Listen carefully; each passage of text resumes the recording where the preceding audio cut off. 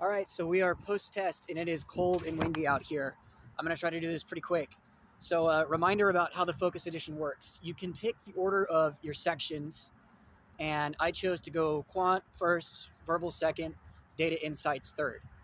Now, the score scale for each of those sections is from 60 to 90 at the top, and then the overall score is like the older GMAT from 200 to 800, except now it's 205 to 805.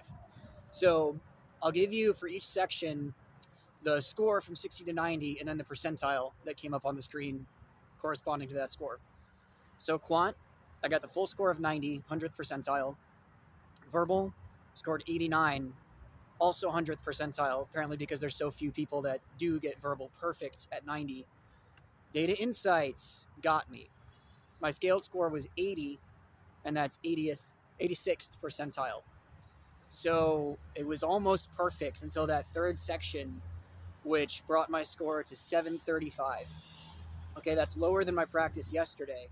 On the practice test yesterday, I got a 90 on data insights, and it was verbal and quant that gave me the trouble. This data insights section that I saw on the real test was, I think, legitimately harder than anything I've been seeing on the practice exams on MBA.com.